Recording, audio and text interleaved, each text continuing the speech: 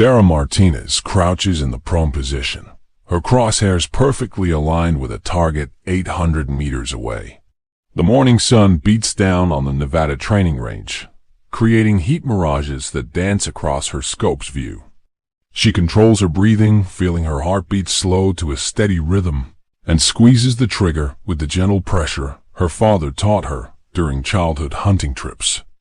The rifle's recoil pushes against her shoulder as the bullet cuts through the desert air, and she watches it punch through the bullseye with surgical precision.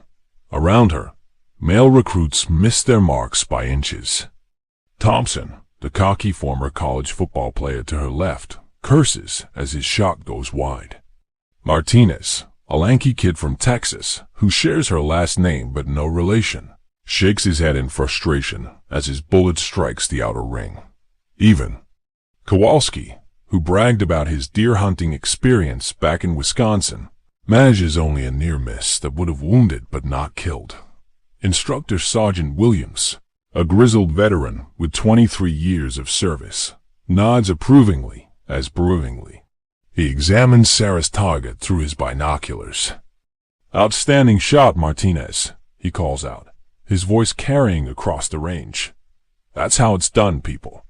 Study her form." But Colonel Hayes approaches with a clipboard and a frown etched deep into his weathered face.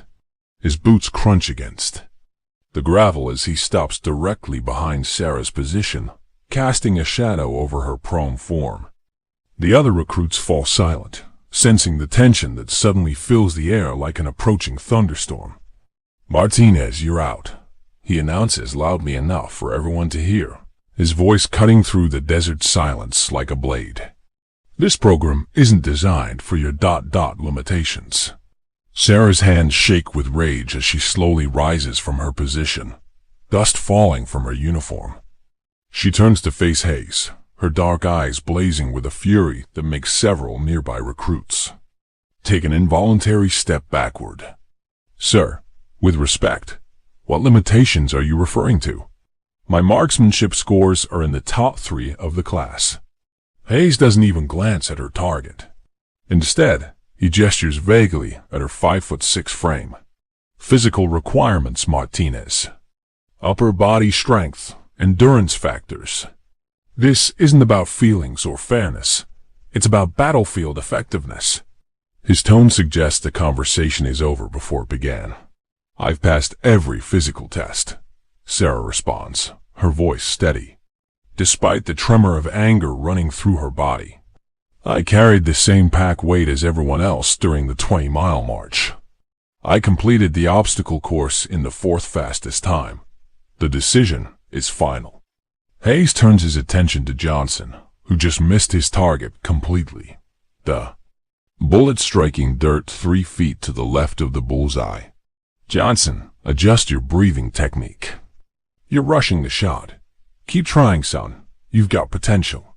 Sarah watches in disbelief as Johnson receives encouragement while she faces dismissal. Johnson, who complained about the weight of his pack during training marches. Johnson, who needed help climbing the rope wall during physical assessments. Johnson, whose shooting scores ranked in the bottom quarter of the class. The other recruits avoid eye contact, some looking genuinely sympathetic but unwilling to speak up. Thompson actually smirks, apparently pleased to see one less competitor for the limited spots in the program. Only Williams appears uncomfortable with the decision, his jaw working silently as he watches the scene unfold. "Pack your gear, Martinez." Hayes continues, already turning away. "Report to administration for reassignment. I'm sure they can find you something more ... suitable. Perhaps communications or logistics." That evening, Sarah sits on her bunk in the barracks, methodically cleaning her rifle while her bunkmate Lisa Chun tries to offer consolation. Lisa, one of only 2 other women in the program, speaks in hushed tones about filing complaints and seeking legal counsel. But Sarah barely hears her words. Instead, she focuses on the weight of the rifle in her hands, the familiar smell of gun oil, and the memory of her father's voice teaching her to shoot when she was 12 years old. "You've got a natural eye for this, Mia," he had said, watching her consistently hit tin cans at 100 yards with his old hunting rifle. "Don't let anyone tell you what you can't do." As Sarah loads her truck the next morning, her gear secured in the bed, she makes a silent promise that burns in her chest like a coal. The other recruits watch from the barracks windows as she starts. The engine, some waving goodbye, others already forgetting she existed. Hayes observes from his office window, probably relieved to have eliminated what he saw as a distraction from serious military training. Before driving away, Sarah reaches into her kit bag and pulls out a small tactical knife. With deliberate precision, she carves her first mark into her rifle stock, not for a kill, but for a promise. The small notch catches the morning sunlight as she runs her thumb over it. "This isn't over," she whispers to herself, her reflection, staring back from the truck's side mirror with eyes that now hold something harder than determination. "I'll make them regret this decision." The truck's engine roars to life, and Sarah Martinez drives away from the sniper school that rejected her, carrying with her a fury that will forge her into something far more dangerous than they ever imagined. 6 months later, Sarah finds herself standing in the frozen wilderness of Alaska, her breath forming crystalline clouds in the -20-degree air. The rejection from sniper school feels like a lifetime ago, though the anger still burns, steady and cold in her chest. After weeks of research and calling in favors from her father's old military contacts, she tracked down Viktor Petrov, a former Russian Spetsnaz sniper who operates a training facility that exists in the gray areas between legal and classified. Petrov's compound sits 40 miles from the nearest road, accessible only by helicopter or snowmobile. The man himself appears to be carved from the same unforgiving landscape, 6'4", with pale blue eyes that seem to see through everything, and hands scarred by decades of warfare across 3 continents. When Sarah first contacted him, he laughed at her request. "American military reject little girl, so little girl comes to Victor?" he had said over the satellite phone, his accent thick with amusement. "You think this is summer camp for hurt feelings?" But something in Sarah's voice, a quality he recognized from his own dark past, made him agree to one meeting. Now, as she stands before him in the Alaskan wilderness, he circles her like a predator evaluating prey. "You know what I charge for training?" Petrov asks, his boots crunching through the snow. $50,000. Cash. No refunds if you quit, if you cry, if you die. Many people die in Alaska. Sarah reaches into her jacket and pulls out a thick envelope, her entire inheritance from her grandmother, plus every dollar she saved during her brief military service. "I'm not here to quit." Petrov examines the money, then tosses it aside into the snow without counting it. Money is easy. Commitment is hard. You want to learn to kill people, yes? Not targets, not paper circles. People. I want to learn to be the best. Best at what? Making loud noises? Looking dangerous in photographs? Petrov's eyes narrow. Or best at putting bullets exactly where they need to go, when they need to go there, no matter what hell is breaking loose around you. Before Sarah can answer, a low growl echoes through the forest behind them. Petrov doesn't even turn around. Misha comes to meet new student. Sarah spins to see a massive grizzly bear emerging from the tree line, its brown fur dusted with snow, easily 800 pounds of muscle and claws. The bear rises on its hind legs, towering over them both, and releases a roar that seems to shake the very mountains. "Do not move," Petrov says calmly, though Sarah notices his hand drifting toward the pistol on his hip. Misha is curious about visitors. Sometimes curious, sometimes hungry. Hard to tell difference. The bear drops to all fours and begins approaching, its massive paws leaving dinner plate-sized prints in the snow. Sarah's heart hammers against her ribs, but she forces herself to remain perfectly still. The bear stops 10 feet away, sniffing the air, its small dark eyes fixed on her. Interesting, Petrov murmurs. Usually Misha charges by now or runs away. You smell like predator, not prey. The standoff continues for what feels like hours, but is probably only minutes. Finally, the bear huffs once, turns and ambles back into the forest. Petrov watches it disappear, then looks at Sarah with something approaching respect. Maybe you do not waste my time after all. We begin tomorrow. 4 a.m. Dress warm. We start with fundamentals in blizzard conditions. The next morning arrives with a howling snowstorm that reduces visibility to mere feet. Sarah stumbles through knee-deep drifts, following Petrov's barely visible form toward a shooting range carved into the mountainside. Ice crystals sting her face like tiny needles, and her fingers are so numb she can barely feel her rifle. In real world, enemy does not wait for perfect weather. Petrov shouts over the wind. Target is 600 meters. Hit center mass. Sarah can barely see the target through the swirling snow.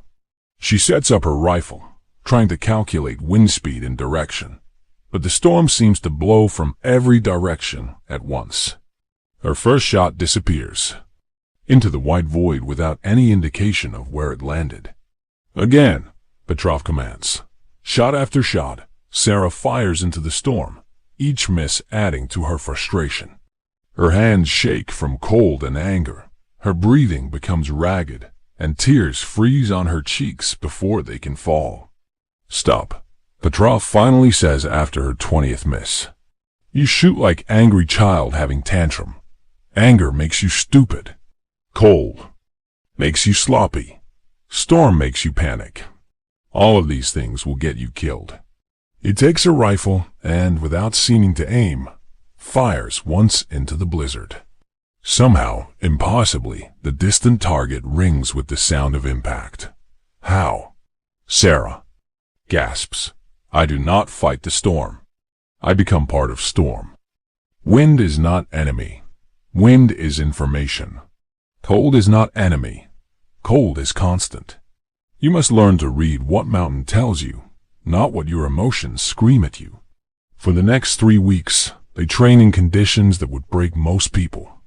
Sarah learns to shoot in complete darkness, using only sound and instinct. She practices on moving targets while hanging upside down from ropes.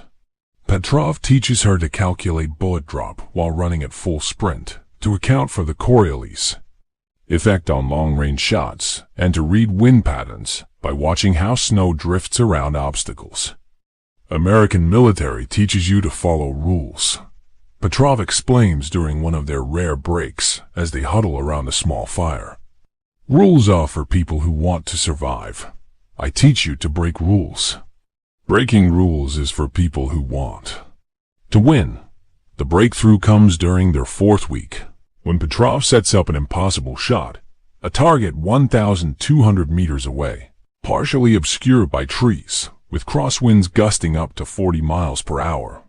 Sarah studies the target through her scope, watching how the wind affects the snow between her position and the target, noting the slight temperature variations that create air density changes.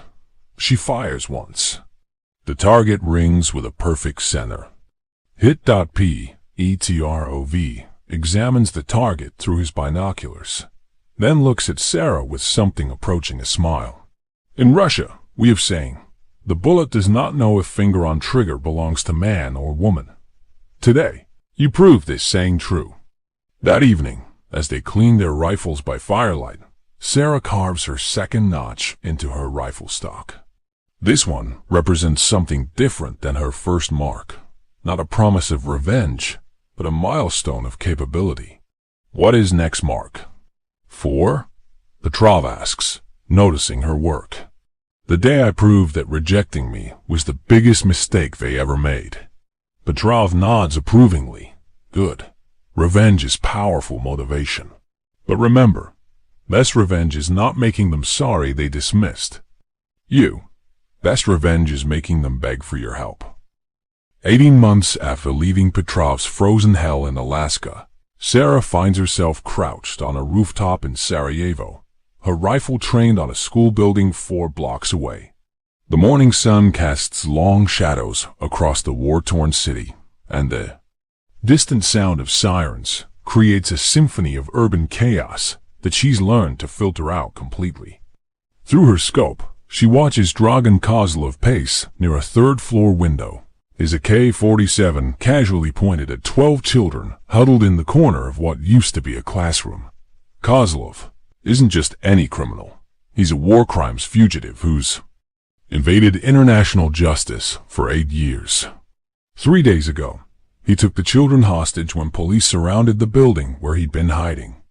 His demands are simple: safe passage to a non-extradition country, or he starts executing children one by one. The local authorities are helpless, unwilling to risk a frontal assault that could result in a massacre. That's where Blackwater Solutions comes in, the private military contractor that recruited Sarah 6 months ago after word of her unconventional training reached certain circles. Her handler, Marcus Webb, a former Delta Force operator with more classified missions than official, once had been skeptical at first. "You're telling me a washout from sniper school trained with some Russian ghost in Alaska?" he'd said during her interview, reviewing her thin official file. "And now you think you're ready for the big leagues?" Sarah had simply asked for a rifle and a target. One shot at 800 meters through a chain-link fence, hitting a playing card edgewise, had ended the conversation. Webb hired her on the spot. Now, as she studies Kozlov through her scope, Sarah calculates the impossible geometry of the shot. The distance is manageable, minus 1,200 meters, but the complications are staggering. The target moves erratically, never staying still for more than a few seconds. The children are positioned as human shields, creating a margin of error measured in millimeters. Worse, the building's structure means her bullet will have to pass through a narrow gap between 2 concrete pillars, then thread between hanging electrical cables that sway in the wind. "Ghost One, this is Overwatch." Webb's voice crackles through her earpiece. "Local police are getting antsy. They want to move in 20 minutes with or without our green light." "Negative," Sarah responds, her voice barely above a whisper. "Frontal assault will get those kids killed. I need more time to read the pattern." Through her scope, she watches Kozlov's behavior, timing his movements with the precision Petrov drilled into her. The war criminal has a nervous habit. Every 3 minutes and 40 seconds, he moves to the window to check the street below.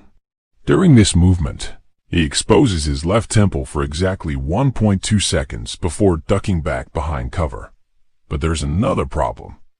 Construction work on a nearby building creates vibrations that travel through the ground, causing her perch to shift slightly every few minutes. Sarah has to time her shot, not just with Kozlov's movement pattern, but with the construction rhythm as well. "Ghost One, we've got movement," her spotter, Rodriguez, whispers from his position 20 feet away. Rodriguez is a former Marine Scout sniper who initially resented being paired with the new girl until he watched her make shots that defied physics. Target's getting agitated. He just grabbed one of the kids. Through her scope, Sarah sees Kozlov dragging a young girl, maybe 8 years old, with dark pigtails, toward the window. The child's terrified face fills Sarah's crosshairs for a moment before Kozlov positions her as a shield, his own head barely visible behind her small form. "He's making demands," Rodriguez reports, listening to radio chatter. "Wants a helicopter. In 10 minutes or the girl dies." Sarah's breathing slows to the rhythm Petrov taught her, her heartbeat dropping to the steady cadence that precedes perfect shots. She calculates wind speed by watching debris blow across the street, measures humidity by the way heat mirages dance in her scope, and accounts for the building's vibration pattern. "Ghost One, you have a shot?" Webb's voice carries an edge of desperation. Negative. Too much risk to the child. But then Kozlov makes a mistake. Frustrated by the lack of response to his demands, he shoves the girl aside and moves to the window to shout at the police below. For exactly 1.2 seconds, his temple is exposed in the narrow gap between the concrete pillars. Sarah doesn't think. 80 months of brutal training take over. Her finger squeezes the trigger with the gentle pressure of a lover's touch, and the rifle speaks with a voice like thunder.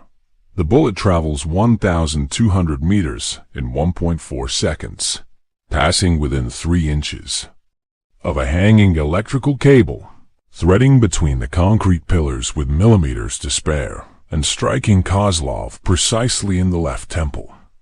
The war criminal drops instantly, his weapon clattering harmlessly to the floor. The children's screams of terror transform into cries of relief as SWAT teams storm the building.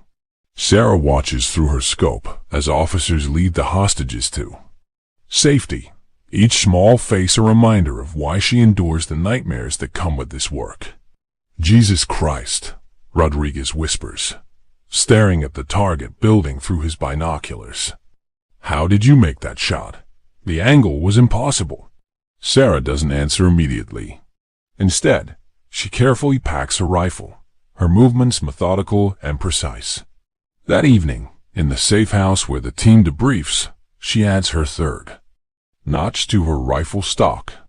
Each mark represents not just a confirmed kill, but a life saved, or in this case, 12 lives saved. Webb approaches as she finishes the carving. That was some shooting today, Martinez. Word's already spreading through the community. We've got 3 more contracts requesting you specifically. What kind of contracts? The kind where precision matters more than firepower.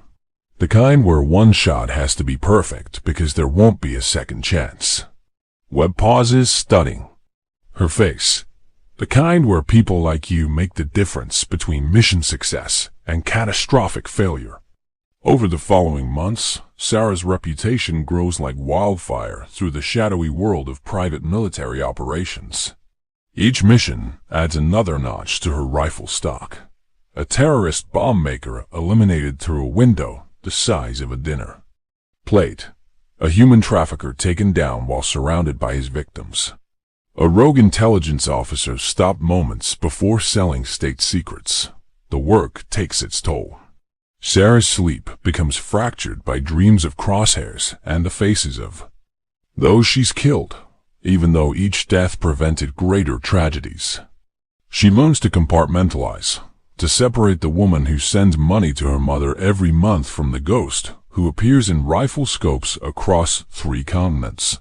But with each mission, each impossible shot, each life saved by her precision, Sarah builds something more valuable than a reputation.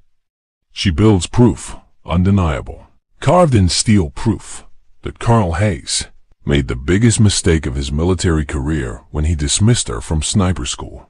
The rifle stock now bears 37 notches, each one a testament to capabilities that transcend gender, politics, or institutional bias. Each mark represents a moment when Sarah Martinez proved that the only thing that matters behind a rifle scope is the ability to put the bullet exactly where it needs to go. And she's just getting started. 2 years and 37 confirmed kills later, Sarah receives an unexpected call while cleaning her rifle in a safe house overlooking the Mediterranean. The number on her encrypted phone shows a Pentagon prefix she hasn't seen since her dismissal from sniper school. For a moment, she considers letting it go to voicemail, but curiosity wins. This is Martinez. Sarah Martinez? The voice is strained, desperate, barely recognizable. This is Colonel Hayes. We need the best sniper available. It's a hostage situation at Fort Braxton. The terrorists specifically requested no military intervention, only private contractors. Sarah's hand tightens on the phone. Hayes, the man who destroyed her military career with a clipboard and his prejudices, is calling her for help. The irony tastes bitter and sweet simultaneously. What's the situation, Colonel? 15 hostages, including ... Hayes' voice cracks. Including my daughter, Anna. She's 16. They have her, Martinez. 3 terrorists, heavily armed, holding them in the base commissary. They've already killed 2 guards to prove they're serious. Sarah closes her eyes, seeing not Hayes but a terrified 16-year-old girl who doesn't deserve to pay for her father's mistakes. What are their demands? Release of prisoners from Guantanamo, safe passage to Syria, the usual impossible list. But Martinez... Hayes pauses, and she can hear him struggling with words that clearly taste like poison. They've got explosives, enough C4 to level half the building. If we breach, everyone dies. We need someone who can take out all 3 simultaneously, or at least neutralize the bomb trigger before they can react. Why me, Colonel? I thought I had ... limitations. The silence stretches so long Sarah wonders if the call dropped. Finally, Hayes speaks, his voice barely above a whisper. Because you're the only one who can make this shot. I've seen your file, Martinez. Your real file. 37 confirmed. Kills, 0 civilian casualties. Shots that other snipers call impossible. I was wrong about you. I was wrong about everything. 3 hours later, Sarah's helicopter touches down at Fort Braxton as the sun sets behind the base's perimeter fence. The scene is controlled chaos. FBI negotiators, SWAT teams, military police, and enough brass to start their own army. But as Sarah steps off the helicopter with her rifle case, conversations stop. Word of her reputation has preceded her. Hayes approaches, and Sarah barely recognizes him. The confident colonel who dismissed her has been replaced by a broken father, with hollow eyes and trembling hands. He's aged a decade in the 3 years since she last saw him. Martinez, thank God you came. He reaches out as if to shake her hand, then stops, perhaps remembering their last encounter. The situation's deteriorated. They moved the hostages to the center of the commissary, away from windows. The only angle is through the skylight, but it's reinforced glass, and the shot angle is nearly vertical. Sarah studies the building through binoculars, calculating angles and distances. The commissary sits in the center of the base, a single-story structure with limited access points. The skylight Hayes mentioned is 40 feet above the main floor, creating a shot angle that would challenge physics itself. What's the distance from the nearest elevated position? Water tower, 900 meters northeast. But Martinez, the angle ... Hayes shakes his head. It's not just vertical, it's through reinforced glass that could deflect a bullet. And you'd need to hit all 3 targets within seconds of each other, or whoever's left triggers the bomb. Sarah shoulders her rifle case and starts walking toward the water tower. Get me blueprints of the building, wind speed readings, and clear everyone from a 2-block radius. And Colonel? She turns back to face him. When this is over, we're going to have a conversation about limitations. 90 minutes later, Sarah lies prone on the water tower's platform, her rifle trained on the commissary skylight. Through her scope, she can see into the building's interior, where 3 terrorists in tactical gear hold their hostages in a tight group. The lead terrorist, a bearded man with dead eyes, keeps his thumb on what appears to be a dead man's switch, connected to blocks of C4 positioned around the room's perimeter. The shot is beyond difficult. It's theoretically impossible. She needs to fire through reinforced glass at a near vertical angle, accounting for bullet deflection, then somehow neutralize all 3 targets before any of them can trigger the explosives. The margin of error is measured in milliseconds and millimeters. Toast! 1. This is Overwatch. Webb's voice crackles through her earpiece. He'd arrived with a full tactical team, but even his experience couldn't mask the doubt in his voice. You sure about this? The angle's insane. I've got it, Sarah responds. though privately she's calculating odds that would make a Vegas bookie weep. Through her scope, she spots Hayes' daughter, a young girl with her father's stubborn jaw, trying to comfort a younger hostage despite her own terror. Sarah studies the glass, noting stress fractures and thickness variations. She calculates the bullet's trajectory after deflection, accounting for the change in velocity and direction. Most importantly, she identifies the precise sequence needed to neutralize all three threats. The lead terrorist moves toward the window, probably to issue new demands. For exactly 2.3 seconds, all three targets align in a pattern that creates a possible solution. If she can ricochet her first shot off a metal support beam to hit the second terrorist while her follow-up shots take the other two. Sarah's breathing slows to the rhythm that has become as natural as her heartbeat. Her finger finds the trigger, and time seems to crystallize around this single moment.